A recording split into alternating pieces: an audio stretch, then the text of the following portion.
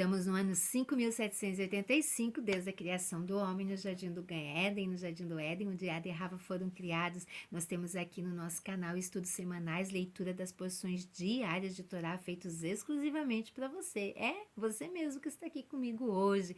Hoje, sexto dia, né? Próximo aqui, logo, né? Lá no final, no pôr do sol, vamos entrar em Shabat, dia de preparação, dia de muita sinhá, de muita alegria.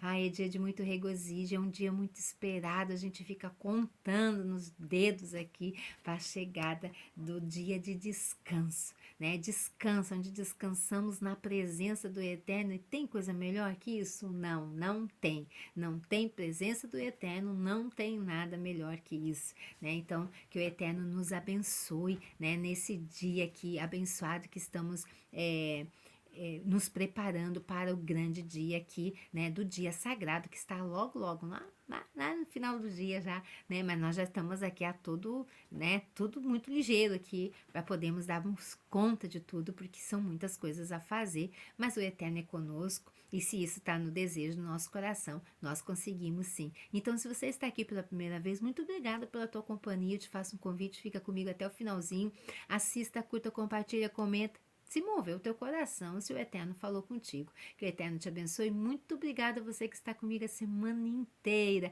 Que o Eterno te abençoe. Muitas brahotes para você. Meu abraço, meu carinho aí para todos vocês, que o Eterno te abençoe. Nós estamos aqui na 37ª Paraxá essa semana. Então vamos de concluir a nossa leitura, desfecho da história aqui dos espiões. Eu, Nara Chaves, aqui no Torá e Prosa. Então 37ª Paraxá do ano de 5.785, Paraxá Shelar, envia homens que espiem a terra, que eu hei de dar aos filhos de Israel, de cada tribo de seus pais enviareis um homem, sendo cada um príncipe entre eles. E o que esses homens fizeram? Esses homens não fizeram coisas agradáveis aos olhos do Eterno. A gente acompanhou aqui as leituras das porções durante essa semana. Estamos aqui fazendo o encerramento, né, da conclusão aqui da Paraxá e a punição da geração do deserto.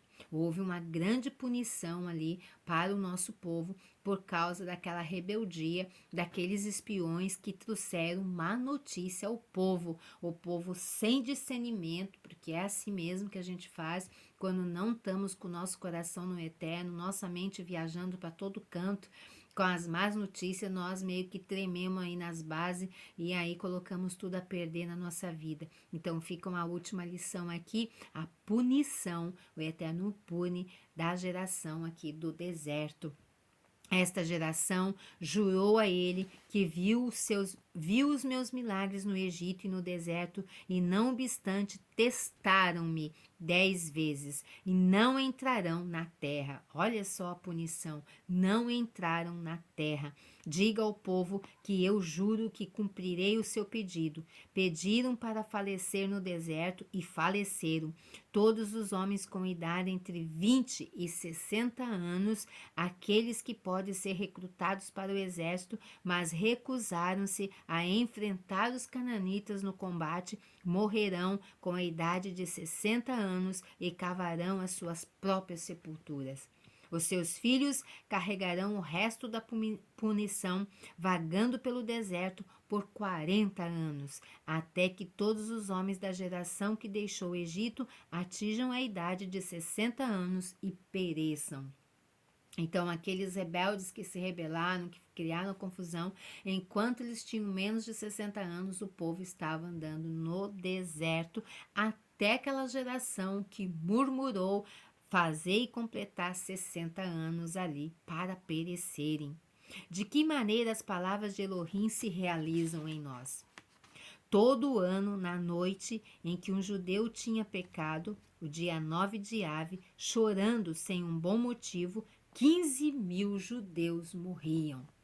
Assim ficava perfeitamente claro que todos que morriam em Tisha B'Av, 9 de Ave, e ninguém morria em qualquer outra data, estavam sendo punidos pelos seus erros. Na véspera de 9 de Ave, aqueles que atingiram a idade de 60 anos, Moshe clamava: vão, cavem as suas sepulturas, porque eles estão fazendo 60 anos. Cada judeu cavava sua própria sepultura e lá descansava na noite de Tisha B'Av, 9 de Ave. Os que sobreviviam não podiam deixar seus túmulos de manhã até que Moshe proclamasse: todos os que estão vivos, levantem-se.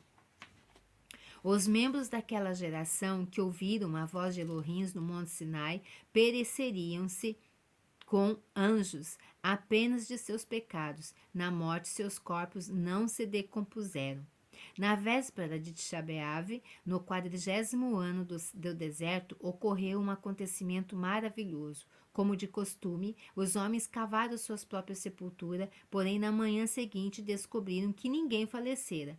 Não obstante, não ousaram acreditar que a mortandade findara, uma vez que muitos homens que tinham 20 anos, à época do decreto de morte, ainda estavam vivos. Por isso pensaram que havia errado ao calcular o início do mês.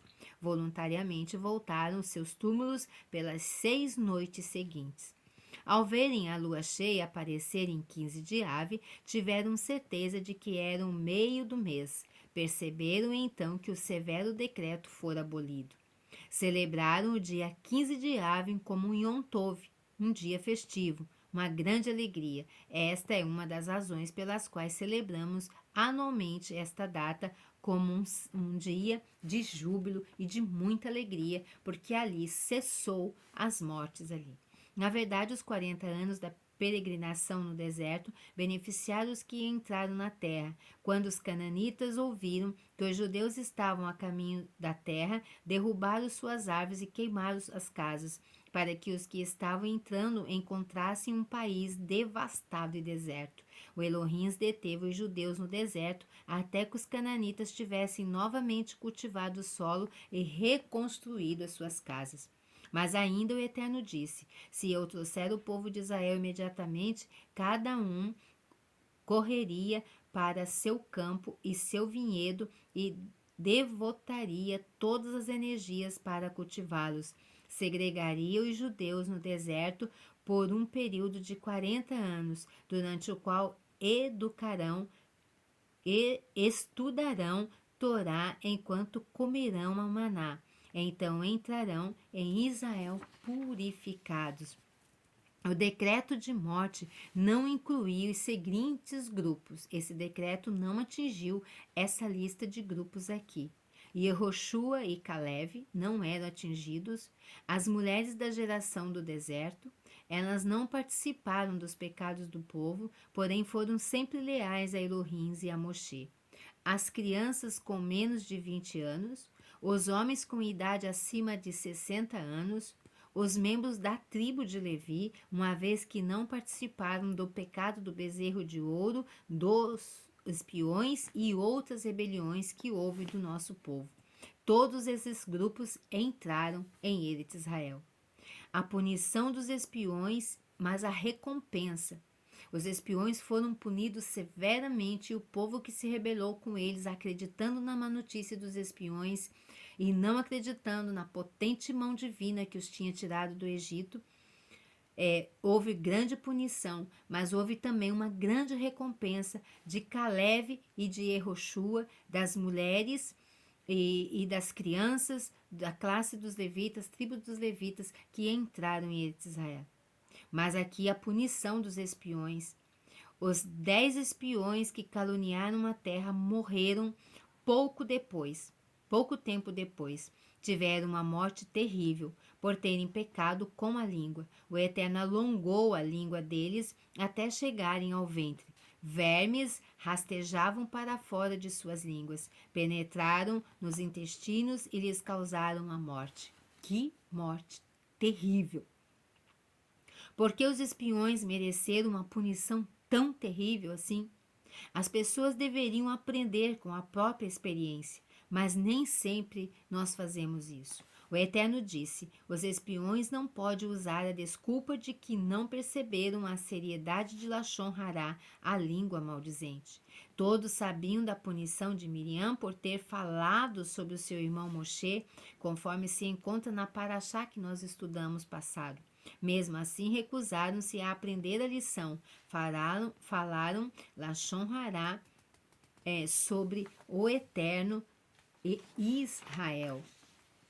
Como foram punidos através de suas línguas, os judeus puderam observar o seu castigo a aprenderem uma lição importante. Se os espiões tiveram uma morte terrível por falar mal de uma terra, quanto mais deve-se ter cuidado para não falar mal de uma pessoa viva. Não foi concedida aos espiões a oportunidade de fazer chuvar o retorno, o arrependimento, pois incitaram o povo a pecar. Alguém que faz com que outras pessoas pequem é considerado muito mais culpado que aquele que peca sozinho.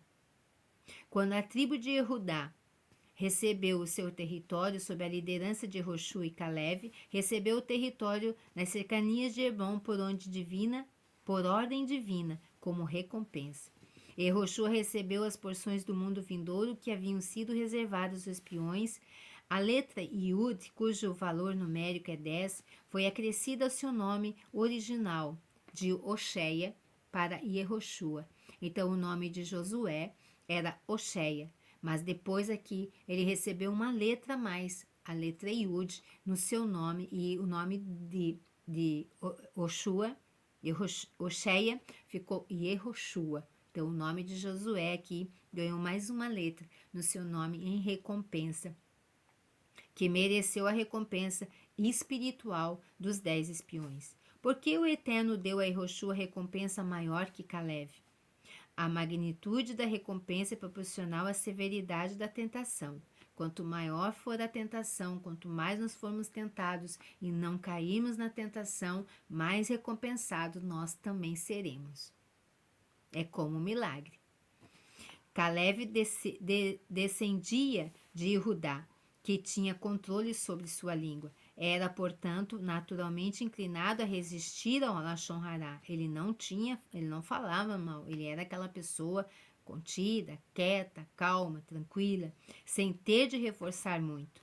Não obstante, rezou por causa dos céus nos túmulos dos patriarcas, pois estava em má companhia, o que pode ser perigoso mesmo para um tzadik.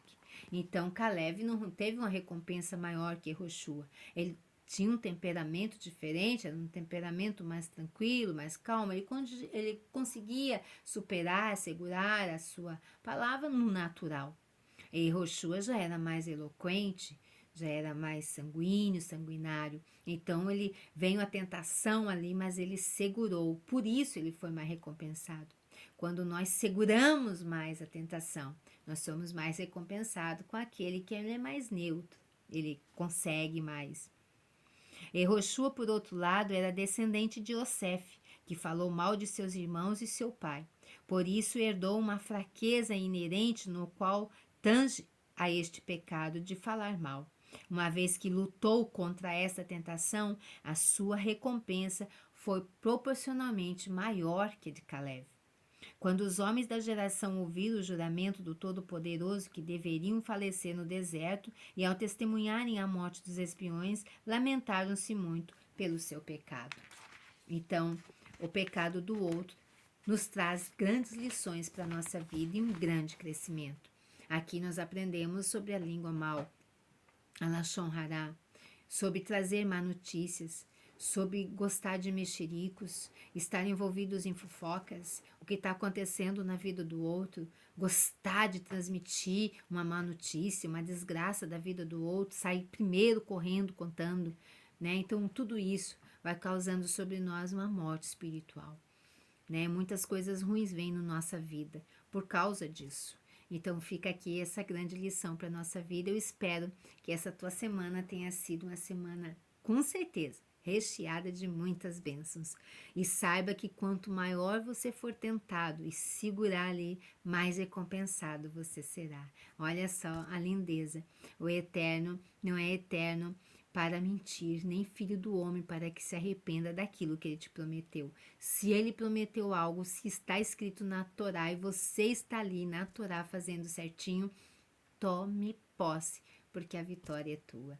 Eu já quero desejar para você que após o pôr do sol desse dia é Shabat, né? O nosso dia sagrado, então Shabat Shalom já aqui antecipado para você. Se prepara, faz aí na tua casa, reverencia o eterno teu Criador e ele é com você e então vai te recompensar por tudo o teu sofrimento e a tua dor. Que o eterno te abençoe. Muito obrigada pela tua companhia. Meu beijo, meu carinho, muito obrigada. E um Shabbat Shalom, Lehitraot. Shalom Aleichem, até a próxima.